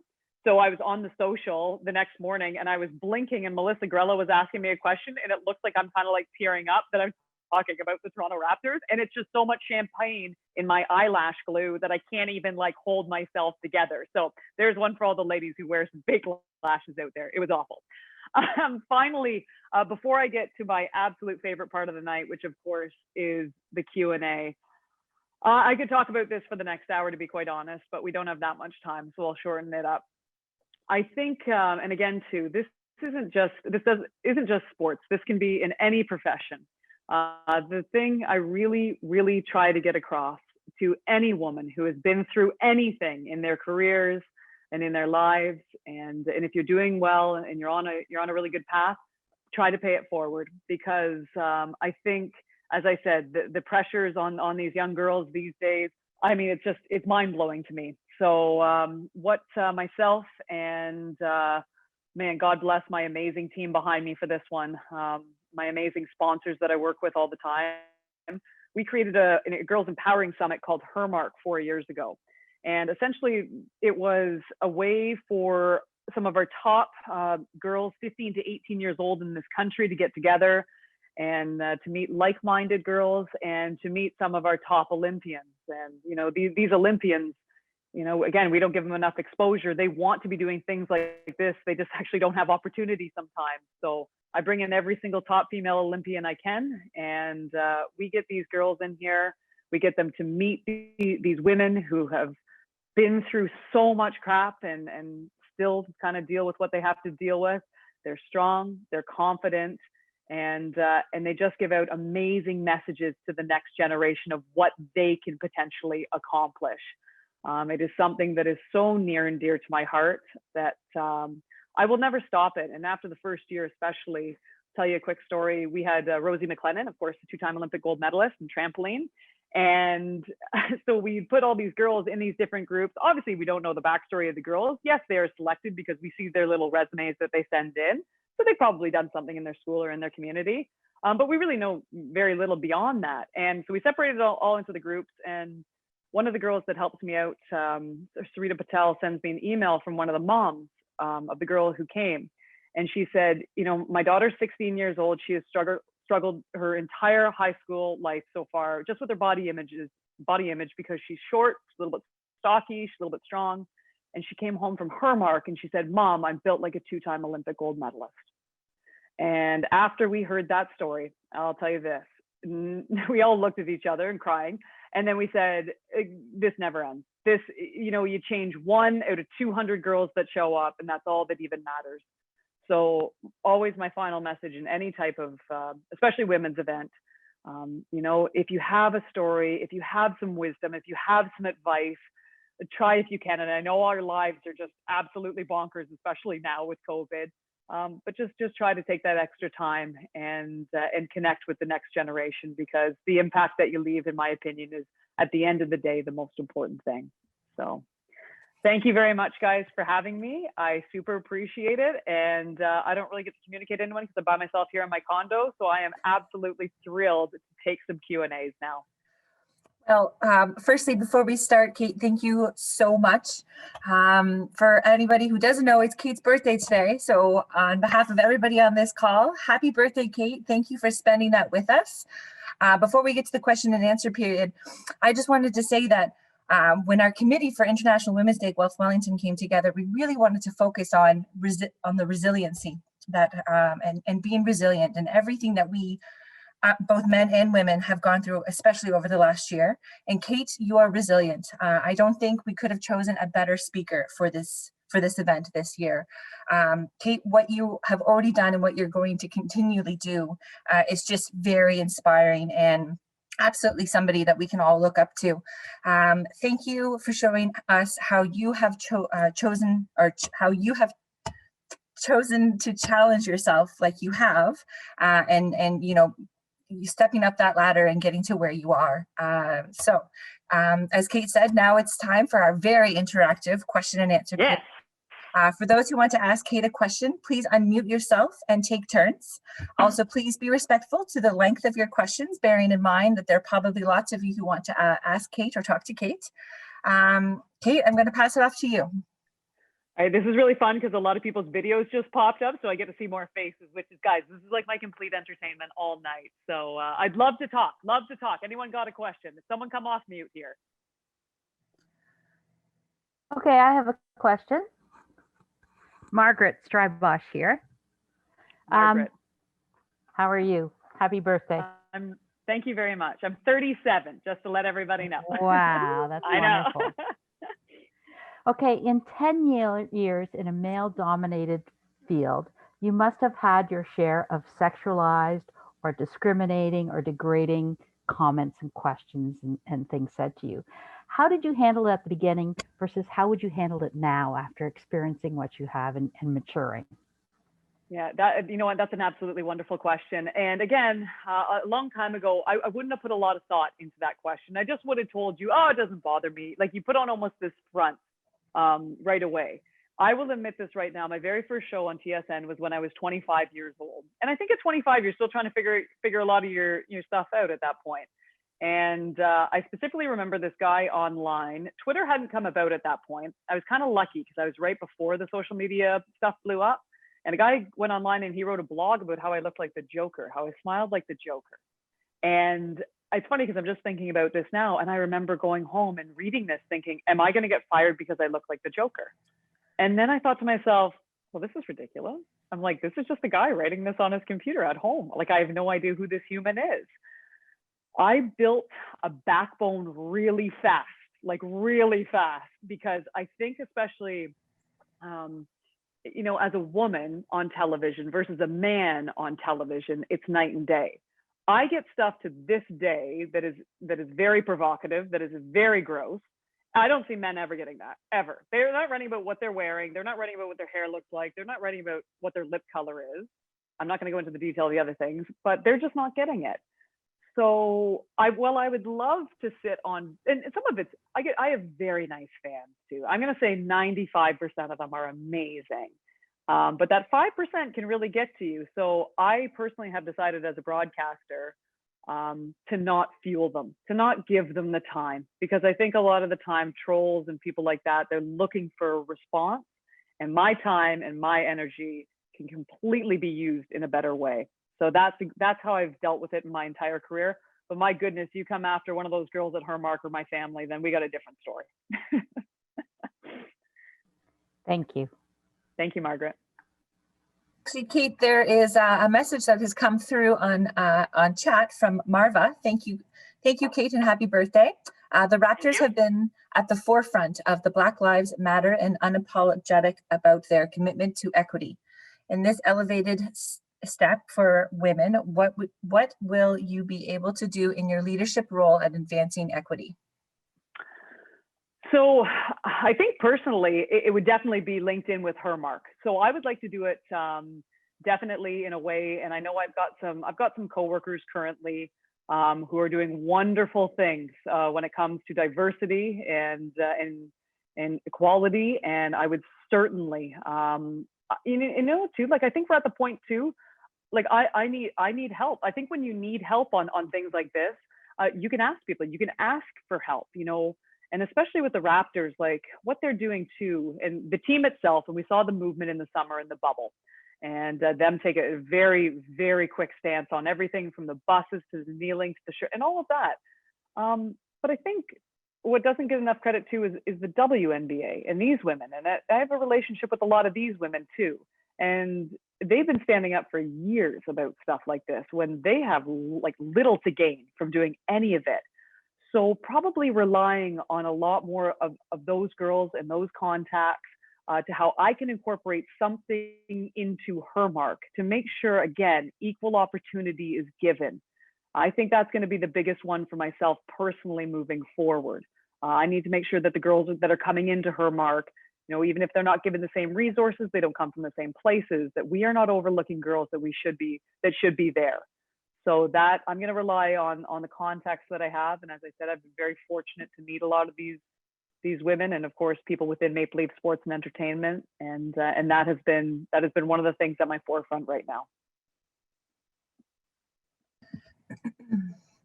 Well, what I'm going to do right now is I'm going to do a shout out to my CEO of Innovation Guelph. She has a question for you, Kate. Excellent. I guess that means, Diana, you expect me to speak up. I put it in the chat. I'm just wondering, where do you see yourself in 10 years from now? On a beach, Anne, not in Canada. I mean, like, who wants to be on a beach right now? Seriously. Yeah. I mean, everybody, yes, there's the hands up there. You know what? In 10 years' time, if I'm honest with you too, in television, it's fascinating because it's changing so quickly. Everything's going digital. I mean, look at us right now. We're all on a Zoom chat together, for goodness sakes. Who would have thought of this? Normally I'd be presenting in front of all of you. So, you know what, I will definitely, you know, I'd love to do, you know, some more years of obviously Raptors and television, but be all end all would just be grow her mark to a point of, you know, that was more of my life rather than broadcasting. And I mean, TV is wonderful, and it's given me, I mean, gosh, it's given me so much, and it's given me why I have her mark, to be quite honest with you. So I think in 10 years time, I'd love to tell you I'd be on TV, but I wouldn't be surprised if I was doing something a little different, more passionate about. And on a beach, obviously. And on a beach. So I have one on our chat from Jane and Chris. First of all, thank you, Anne. I'm sorry to call you out. From Jane and Chris, super fan asks, what did you learn after your very first job interview with TSN while you were with Barry TV? Okay, hold on. When I was with Barry? So I'm just reading the question. What did you learn after your very first job interview with TSN while you were with Barry TV? So maybe just, what did you learn after your first interview? Oh my goodness. Well, I'm just glad I didn't pass out, to be quite honest with you. I think when you're first like on television, it's amazing. And it's not that I don't care. I care very much, obviously, about my job. But now it's just more of a conversation, and a TV light goes on and you do your job, right? But like when you're first starting, I mean, I didn't want to fall. I wanted to make sure I got every question out properly. I had everything memorized in my head. And then like, I'm sure I looked like a complete robot. Like, I'm sure I was terrible. I just remember going into it, just thinking, just don't screw up, don't screw up, don't screw up, don't screw up. And I remember what someone had told me. They're like, it's just TV. And I'm like, okay, yeah, you saying that because you've done it 100 times. And that's actually what I kind of give advice. I'd be like, guys, it's just TV. It's no big deal. I honestly, I don't remember the very first interview. I remember some classic interviews when I went into, as I said, the only interview I swear to God I've ever been nervous for was that interview with Doris Burke. I think the good part is too, not to make it a run-on answer here, but I've never idolized athletes. I think they are spectacular. I am in awe of what they can do. I more admire their abilities. And I idolize people in this world who change the world. So that's kind of always been my mentality. But I think just from like a job perspective, I was probably just thinking, don't pass out and get your questions out for sure. Great. So I have a couple questions on chat, but one, somebody would like to ask you live. So I'm going to ask for Kate Giddy to turn herself off of mute and ask Kate what you need to. I love the live question. Really digging the live questions. With too many extroverts between Zoom screens for too long. Kate, you've had the opportunity to interview some incredible people that we would dream of meeting, but who is the person that if you could choose anybody to interview, you'd want to interview and why? Harry and Meghan. No one? Come on. I gotta get a laugh out of that one, right? That was a nod to my British. That was a nod to my British. No, not at all. To be quite honest with you, I was like dead set on watching the NBA All-Star game last night, and then I turned over, I was like, what the heck's going on here? So I fell into the trap like everyone else last night. Let's admit that. Okay, so I get asked that question a lot, and you know, and it's really interesting because I bring back Christine Sinclair in this conversation, because when I was interviewing, and I'll admit, like when you start interviewing the women like this, it's pretty cool. But I would say, and she told me that the reason she wears number 12 is because of Roberto Alomar, and that was the most visible person on television for her when she was a child. The most visible athlete for me when I was a kid on TV, we used to have those old school TVs where you click the channels around. So I got like 4 channels some nights, and it was WGN out of Chicago, and I got all the Bulls games in the 90s. So I would say if I could interview someone, it would be Michael Jordan. And I haven't met Michael. I've met Shaq. I've met those guys on TNT during the playoffs, but I've never met MJ. My only problem with that, and this is what I've heard from everybody, never interview your favorite athlete.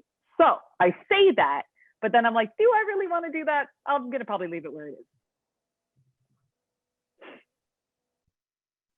Thank you. I'm wondering if Tracy Curtis would like to ask Kate her question live. Come on, Tracy, let's do it Sure. live. Kate, well, oh, wait, hang on. But why you don't want to interview your favorite athlete because you don't want to be disappointed? Is that what you mean? Yeah. Okay, I got it. So, and to be quite honest, like I honestly don't think I've watched probably every interview with MJ. I don't think I would be disappointed in any way, but it's just kind of like, why not leave it as it is? I don't need to do it, right? Like I don't need to. I mean, I know the way he influenced me, and I don't think sitting down with him would ever change how I feel. That's all. Poor Tiger. That would be an interesting one too. His life. Yeah. Okay. Oh, yeah. So my question was, what do you play sports now? What do you do to keep active? And do you have a favorite sport? And then what's your favorite sport to report on? So my absolute, honestly, to this day, I play basketball as much as I can. I was out there today. I'm not going to lie to you. It was like 4 degrees in Toronto. I'm like, well, it's ballin' weather in Toronto. There's something about the sport that's, it is funny as you get older too. I do it now, I think, more for mental health than I do for anything else. My life is a little bit wild. Like especially, I would say though, during the Raptors run, for example, I was hosting the Women's World Cup and I was doing the Raptors. I was flying in and out. That interview with Christine Sinclair, I'd flown Toronto to Portland, Toronto to Detroit, Detroit to Portland, Portland through Philly, New Jersey to Philly to cover the game. That was in the span of 48 hours. The night the Raptors won the championship, I'd hosted the game on TSN, flew a red eye to San Francisco, drove to Oakland, did the game, the Raptors won, slept 2 hours, got on a plane, hosted that afternoon. Oh my God. So literally that, but it's been, obviously it's just such a change now with COVID, right? But physical fitness, I swear to this day, and during COVID, I've actually started meditating as well because it wasn't enough for me. That has become, learning about the mental side of things has become absolutely critical. So I did have to slow down a little bit because I think I was running out of juice there a little, but definitely I say physical fitness has, it keeps me completely balanced. And if you haven't noticed, I'm slightly hyperactive. So there's that. Thank you, Kate. We really appreciate your words. Thank you so much. Thanks, Tracy. Yeah, wonderful. So next we have a question from Angela Poirier. I'm wondering if you would like to ask your question live. Sure, why not? Hi, Kate. I'm a mom of a hockey player. She's 7, going on 8. And we have conversations fairly regularly about the fact that all their coaches are male. She has one coach that comes in from London once in a while that isn't. And I'm just trying to figure out what best way would you put out to keep encouraging our young female players to keep motivated, even though like she'll tell me like when she gets older, they're going to be coaching. But until that point, we just don't quite have as many female players that they're looking up to. So how would you encourage these young athletes that are in these male-dominated sports to not always look at them as just being male-dominated, as that being a possibility? That's an awesome question, Angela. I absolutely love that. And you know what's wonderful too, and not to be biased here whatsoever, I work the most with our female hockey team, our Canadian, our women. I like how exceptional these women are and are trying to change the problem that you just told me right there. I mean, they are going to the ends of the earth and back. Not to name drop, I was talking with Marie-Philippe Poulin this morning, and what these women have gone through with everything from not having a league to basically only getting on TV once every 4 years. I mean, the whole thing is BS to this day. For your daughter, I couldn't encourage more, and you know this is genuine because I am encouraging you to watch my competing network. The PWHPA is going to be broadcasting their Dream Gap Tour. The level of hockey is unbelievable to watch. These women are unbelievable. And I think what's really cool too is when it comes to social media and everything that these girls are currently trying to put out, I would highly recommend going online and having your daughter not be on social media. We don't want that or anything like that, but even show her some of the stuff that these girls are putting out there, because a lot of it's developmental. My friend Natalie Spooner, for example, runs a camp every summer at Iroquois Park in Whitby, Ontario. And I know like a lot of these girls are attempting to really get into the communities and doing something different. I'm not going to lie to you, it's going to take time, you know, for more coaches to be involved, for more women to sign up. I know my friend Cheryl Pounder coaches her 2 girls playing hockey in Brampton, Ontario, and that all just takes time. But in the meantime, that visibility thing that I was talking about and showing her, you know, that these girls are playing at, you know, a professional level, I think is critically important. So while that's not a solution, I think in the meantime, it's something for your daughter to see. Thank you. Thank you. We've got a couple more questions in our chat that I'm going to do some calls out to. I was wondering if Leanne Cassidy would like to ask her question live. Leanne, where are you, Leanne? Leanne? Hi, Kate. I just wondered if you could address the fact I have a daughter who's an athletic therapist. So she's kind of similar to you, going into locker rooms, things like that. How do you address the fact that people call men assertive, strong, but they would call a woman bossy or aggressive in the same situation? What advice do you have for that? You know what? And that's a big one too. And I would say at the beginning of my career, especially, it was a fine balance. You know, you didn't want to be too much one way, but then you didn't want to be the other way. And I mean, that's good start after being, you know, with TSN now for 12 years, and especially with the Raptors for as long. They just know me as Kate now, which is a really cool thing. I mean, I've never, and again, too, I think that starts with the men in the room, right? It starts with the people that she's dealing with, the patients that she's dealing with. And you know what, there are going to be some men to this day who make lewd offside comments, or say, you know, when a woman speaks up or is confident, then she's being, you know, she's being bossy or she's being outrageous, she's being a woman, like, you know what I mean? And I think too, you know, one of the things, again, name dropping, one of my friends, Arlene Dickinson, she's on the Dragon's Den, and she always taught myself and a number of other women to believe you belong there. And it starts with that. So you're going into the room, you belong there. You belong among those athletes. You belong as a therapist there. And I think if it starts with that belief, then, you know, you earn the respect. And if you don't, you're still getting those comments from whoever it may be, then guess what? Maybe they don't belong there. So I kind of like to think that it is a fine balance, but respect given, respect earned. Thank you.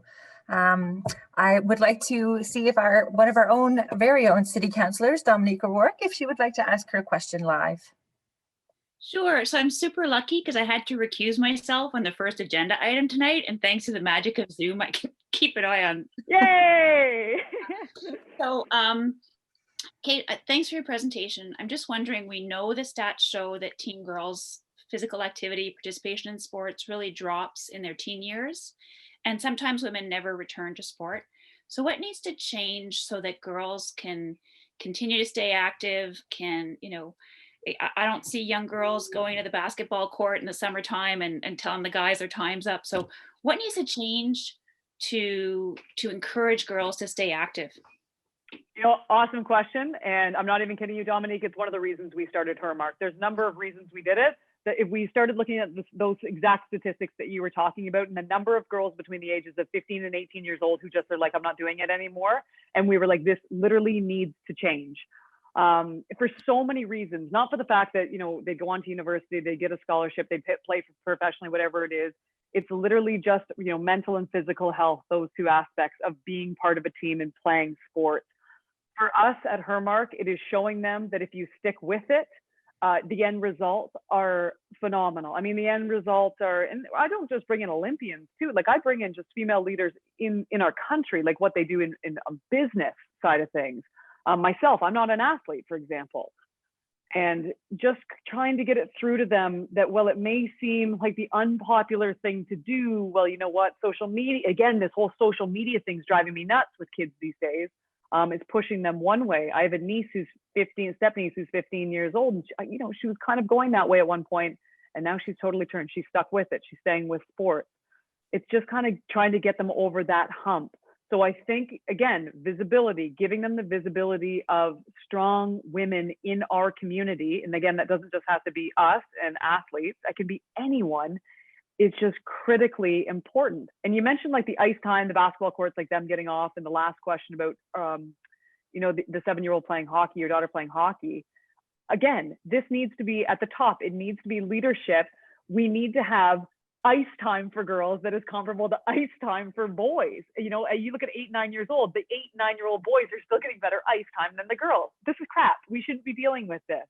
So I just truly believe if we can do it at our level, and if we can help at our level, there's no doubt in my mind that it will help these young girls see, hey, you know what, maybe I'm not going to drop out. Maybe I'm going to stick around and you know what I mean, see what I can accomplish in life. That's great. Thank you. So we've got 2 last questions that we're going to ask before we start saying our goodbyes. One is from Genevieve. Are you okay? Oh, there we are. Yeah, I'm good. Hello, thanks so much for being with us tonight. My question's a little bit different, more on the hard skills. I was wondering, where did you learn the most about public speaking, and where would you suggest people start if that's a skill that they want to improve upon? Genevieve, I love I like public speaking better than I like television. And I think it's always because, first of all, again, probably a little bit hyperactive as a child. Shocking, I know. And one thing I've always fed off of is people's energy. I've always loved being around people. And I, again, grew up in a very small town. So I think growing up in a small town kind of gives you a little bit more confidence. But I love the fact that you can see people's like expressions, like even when people are asking me questions live here, it's amazing because you can see the nodding, you can see the human interaction. So I think that one of the things with public speaking I learned young, because I love to do it young. But as I got to TSN, I actually absolutely bombed a speech once, like so bad you wouldn't even imagine. And it was the best thing that ever happened to me because I think I was overconfident in it, and it was giving a keynote, and I wasn't on the right page, I wasn't on the right direction. And then actually to get better, to make sure that never happened again, I went and I listened to other public speakers, and I was like, why are they hitting it out of the park? Like, what are they doing? It's because they're connecting with their audience is the biggest thing I can give advice to when you're doing a public speech. I tried to learn this is my second speech today, and I'm doing my next one at 8:30 again tonight. I did at least a day of research of everything that I was going on today before doing it. So I think that's the biggest key for me. And I think like anything else, like television's a good example too. Just doing it, right? Just doing it as much as you can. And if you're scared of it, just keep doing it because it gets better, I promise. Thank you. And then our last question before we start saying our goodbyes is from our First Lady of Guelph, actually. Rachel, are you comfortable asking live? Sure, absolutely. Thank you so much. As my husband mentioned, we are huge CFL fans and love all the stuff you do covering CFL and TSN. So thank you so much for being here tonight. The question I had, you kind of touched on the fact that you played sports, and I'm assuming it was competitive sports. The question I have is for girls in sports. A lot of time when they're young, no one keeps score. Everyone gets a ribbon, nobody ever loses. And I just wonder how we can help our girls to understand the importance of keeping up the skill and playing the game and understanding failure and success, winning and losing. Because often kids just give up and say, well, what's the point if everyone just gets a ribbon and everyone just gets, the consolidation prize, as opposed to really that drive to keep our young women interested in sports and pursuing that as they get older. First, Rachel, can I ask you something? Cam did not pay me, I didn't pay him anything to say that. Correct? We can clear that up. No. Oh no. Huge fans. All good. No, that's awesome. And you know what? Here's the thing. I advocate, number one, that I just, again, sports have done so much for my life. I do have girlfriends, though, who literally could not dribble a basketball if their life depended on it, but they found other things that they were passionate about. Music, art, you name it. It's just, I don't think, first of all, it matters what it is. So I like to blanket that to start with.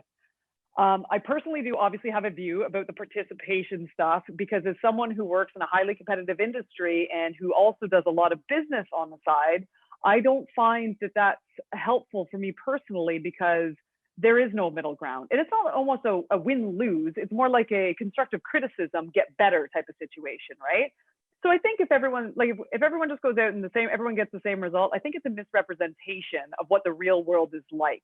I have been in some really, really, really awful meetings. My interview at TSN, I was awful, for example. And the reason I got the job was because, thank God, I got an audition the next day. If I didn't have that confidence of how to turn very quickly and realize what I did wrong and how I get better, I don't know if I would be successful in my chosen career. So I think the thing with what you're asking is, well, it's critically important to get girls, involved in any way that they can. I think it's also important at some point to make them realize that everything doesn't go smoothly. Life is not like this at all. Every single one of us has not gone through life, and it's just perfectly seamless all throughout. So I think to incorporate in some way the highs and lows is just so imperative to success. Thank you so much. Thank you, Rachel. Oh my goodness, that is just amazing. I am sitting here thank you so much, Kate. Thank you for your passion. Thank you for your enthusiasm, your honesty, your integrity, how you champion, your heroes, your friends, the people you love, the support, and just in general, the community that you live in. And we are so, again, this night has been a night of humbled and inspiring. And I just want to thank you so much for the passion, and just even in the Q&A there, the results, the chat that's going on, the people stepping up and asking great, thoughtful questions, and the passion, enthusiasm that you bring to the answers of those. We really appreciate you. We love the interaction, and thank you for being so honest and real. And it really does show us to keep moving forward, to choose to challenge, to keep, fighting down those barriers, to keep moving forward. And when we have people like yourself who we can look to as role models, then that makes our job a lot easier as well too. So in honor of that, and I heard a lot tonight about what you care about, what you think, but we would like to make a donation in your name to your summit and your keeping forward with moving her mark forward. And so we will, whatever that looks like to you, whether that helps support some young women to go participate, whether that brings some important people to that room, we will absolutely put a donation in your name to support that, continue to support that great work you do, because that's what we're talking about. So thank you again so much for your passion and your commitment, and just you being you, Kate. I'm humbled and honored to meet you. Thank you. Thank you so much. That means the world to me. I can't even tell you. And we're currently in the process of making a scholarship and putting a scholarship portion into her mark. So that's beyond generous. So thank you so much. And hey, thanks for spending my birthday with me. A couple hundred ladies, don't mind if I do. It's the biggest birthday party I've had in years. That's awesome. And thanks again. And wishing you a very happy returns. And I appreciate, I know you have an event to go to, so we're closing out. I won't feel hurt if you have to go, Kate, but you're welcome to stay as we say our goodbyes. So awesome. I appreciate it so much, ladies. Thank you so much. I do. I'm going to go speak to some students over at Fanshawe College now and try to inspire them a little bit. So we'll see how that goes. But to everyone at the YMCA and to IWD Guelph and Wellington, just thank you so much for having me on tonight. And for any of you that have daughters, look out for her mark, because I'd love for them to attend. So hopefully we'll see a bunch of them in the future. Thanks a lot. Thanks, Kate. Thanks, guys. You. Holy smokes, that was so great, eh? Oh, I feel inspired. I'm ready. I'm going to go, just run around the neighborhood and do something interesting. I don't know. It just feels so good, right? No, you don't have to call the police. It's fine. I'll be fine. But in that, so we are at that time of the night where we are, and we're coming up to first, but there's some very important people that we want to thank, first of all. And first of all, again, we want to thank our keynote speaker. A special shout out to Jody. Jody and our International Women's Day Committee from the YMCA. She knows Kate very well and had humbly suggested that she'd probably be a wonderful speaker. And I'm so glad we listened to you, Jody. Thanks for bringing her forward. I agree with Diana. She was the most relevant and topical and interesting, engaging speaker that we could have had in the times that we are faced with, and learning about resiliency and breaking barriers and all kinds of wonderful things. So thanks, Jody, for making that happen for us, making those introductions for us. I also want to thank our title sponsor, TD. Thank you so much for joining us tonight. We really appreciate your support. I want to say thank you to our presenting sponsor, University of Guelph. We love everything you do. We thank you for all that you do in our community. I want to say thank you to our speaker sponsor, Sleeman Breweries. We're so happy that you joined us this year, and thank you again for doing such a wonderful introduction of Kate. We really appreciate it. Our special thanks also to our community sponsor, BMO. We love all the stuff that you're doing and all the great work you're doing with women and women entrepreneurs.